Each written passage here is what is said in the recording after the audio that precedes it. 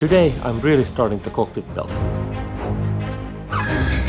Hello and welcome back to my cockpit project. In last episode I started with the simple stuff, building the base plate, but I still learned some important lessons, like you shouldn't wear a black t-shirt when shooting woodworking projects, especially if you don't have good dust extraction in place. Today I'm really starting the cockpit build. I'll be working on the front panels. The end result will be quite like my current setup, where I have some room on the sides for stuff like verbal control panels and a 25-inch ultra-wide in the middle. But the execution will be quite different. In my current setup I have these side cabinets that go all the way to the front, but that's some wasted space. I'm not seeing anything in front of the front panels, so instead of making longer side cabinets, I'm actually going to make that space something like I can use for stuff like shelves or better cable routing. I'm going to start this part of the build by cutting the base plates and the vertical supports for both side panels. You could do this with the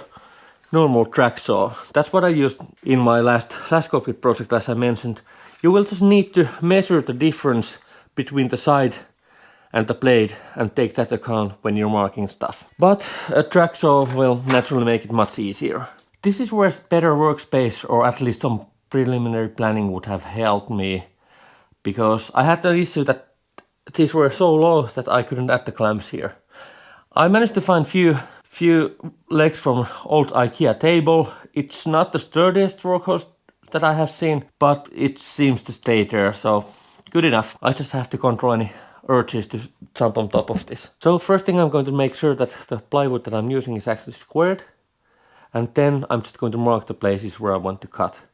And I am going to use some extra markings just to make sure that everything will be correct. And after marking, I'm just going to set the rail to the right place and make the cut. I am going to use these clamps. The track actually might stay in place without the clamps, but I just want to make sure that that's something I'm doing a lot here. I don't want to take any unnecessary risks since I'm not in a hurry. This isn't something that I need to build for a client and I would have a next case coming. This is something I'm going to build myself, so I'm just going to take my time and just make sure that everything is exactly as it's supposed to be, and I'm not making any stupid mistakes. After cutting the stuff to the right width, it's also time to cut them to the right length. And here I'm going to make a small deviation to my original plans that I have in 3D files, and I am going to make the vertical supports 5 mm taller than they are in my plans. And you're going to see soon that what's the point in all this. After cutting all the right size pieces here, I still need to make the angled cut right here. This is just because the front panel will be slightly angled. I think 15 degrees was something I'm aiming for. So these vertical supports need to have the same angle here. So what I'm doing here, I have the 3D model open on my laptop a bit farther away from all of the dust, and I'm just going to go there, get the measurements, and then mark these things. First thing, I'm going to mark the point where the pivot is going to start from, and that's something where I'm going to taking into account the 5 mm that I added to the length of these things. And once I have drawn the line, I'm just going to double check that it really is exactly 15 degrees. Then I'm going to take the second one and just going to mark it with the help of the first one. And this is something where I can try to be as accurate as possible, since if I'm marking with the ruler, I'm making the mark at the center of the specific mark. So it's, for example, if it's 500 millimeters, I'm going to make the mark at the 500 millimeter place, and I should actually cut from in the middle of the mark. But since I'm using the existing piece here, the mark is automatically outside of the area that I want to cut. So in this case, I need to make sure that I'm going to cut so that the whole line is going to be cut away. This is where I noticed my first mistake, and I can bet that it's not going to be the last mistake, but luckily this time it wasn't anything that would actually affect the whole build, so it wasn't that bad mistake. For some reason this thing here is 320 millimeters. It should be 400. So Apparently I made one slice too thin and I don't even know how that's possible. But the good thing is that it, like I said, it really doesn't matter that much. I just need to make sure that the angle here is right and it starts from the right place, so I can continue working with this stuff. And one extra thing for the smaller parts, the outside panels, I'll need that small taper here. Just that's what the design calls, because the sides will be going and lowering here, so this edge needs to be tapered according to those. But the good thing here is that this has quite good controls, so I can set the right angle here and just easily make the tapering with this thing. And the last small detail for the base plates, not in any way necessary, but just going to cut a corner away from the back side here. Just make it look a bit nicer. Nothing important, but it's nice that some easy details. I'm not planning to use that much time for anything that's behind the front panels, because it really doesn't matter. But it's this sort of small things, if I spend a few minutes doing it, that's still okay for me.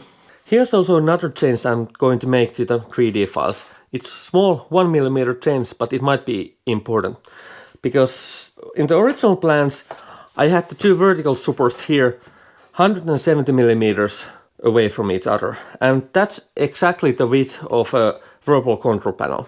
But the issue here is that if I would make it exactly 170mm, it might be so tight fit that I would just have to hammer the control panel in, and not a good thing. So that's why I'm just making the distance between the inner vertical supports 171mm. Let's talk about joinery again a bit, because that's what the whole thing is all about. Cutting right size pieces that I have here and then attaching them to each other somehow that they actually stay in place and won't break down. There are quite a few techniques that you could make, the simplest being just connecting two pieces with a glue. There are naturally quite a few pre-made tools that you could use. For example, people seem to be using quite a lot dominoes and biscuits. They're just kind of extra pieces that you'll use a machine to cut a certain hole here, add something extra in between and connect this one. If you're not doing a lot of woodwork or a lot of cabinet building, you most likely won't have them. You could use dowels.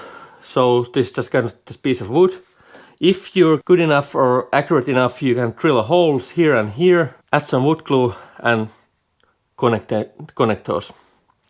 Or you can glue it like this, drill a hole here and add the dowel afterwards. That's actually quite a good joint. When it comes to wood joints, and this is actually something that surprised me a bit when I was starting with learning stuff about woodworking. Wood glue is really strong.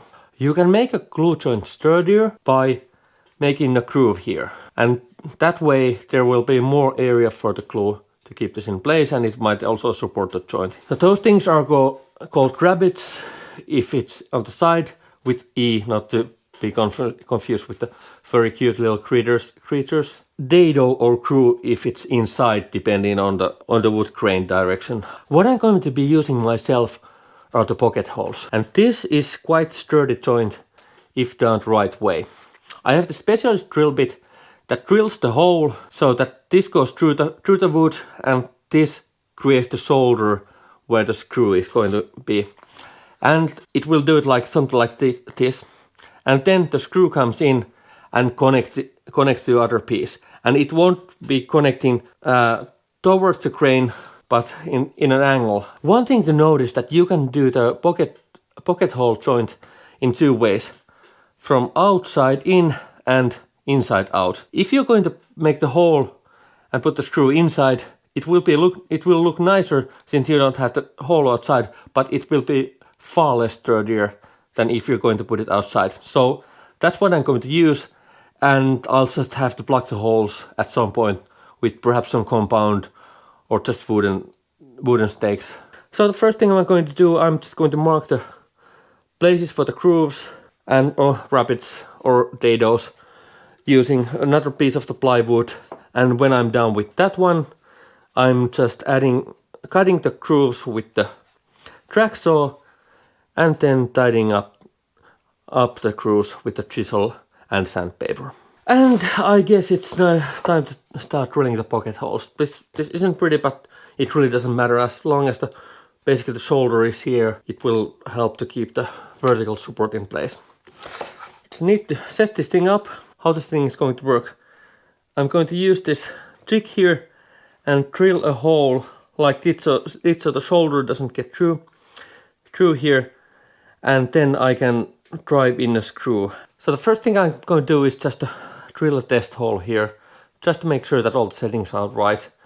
And this would be a bit faster with some quick release clamps or anything like that, but I don't have that sort of stuff available, so this will just have to do. The first thing I'm going to do is clamp it to the table securely, and then I'm going to drill the hole through and then attach it to the piece. And the end result is actually quite good joint already. So imagine adding several of these and adding some glue and using the rabbit there. So I think it's going to stay together no matter what I'm going to do with it, which is a good thing because I already have at the moment 3 and 5 year old children home, so it wouldn't be a surprise if one of them just decided to jump on it or something like that, so it needs to be able to take that much. Now I'm just going to mark the places for the holes and then start drilling them, and there will be plenty of holes to drill. Well, there was some work to do with that, but on the other hand, it's a great place for me to put on my Bluetooth ear protectors and listen to my favorite Star Citizen podcasts like Citizen Cast, Space Tomato or Astropop. But now finally I can start assembling this thing, the frame. And this is still quite simple stuff, so I'm just going to apply some glue to the rabbit here, and I'm not going to be that precise with the glue. That's just some of it is enough. For the screws alone should be quite sturdy here. And then at the pocket hole screws. Besides that, I actually saved part of these triangles that I have pieces left over, and I'm going to use them here. It's not something that would be absolutely necessary in this case, but it's just kind of some extra sturdiness, and especially it will make sure that everything will stay squared. Now that the basic structure is ready, it's time to make the front panels, and this is again the same basic thing. First I'm to cut the right width piece out of this plywood, and then I'm going to cut them the right size. And since the front panels are angled 15 degrees, I need to make a 7.5 degree angle to both of the upper and lower pieces. After quick dry fitting, it's actually starting to look really good, so I had to cut 7.5 degree angles to both pieces here, and then I had to cut 15 degree angle here so it would be flat on the top.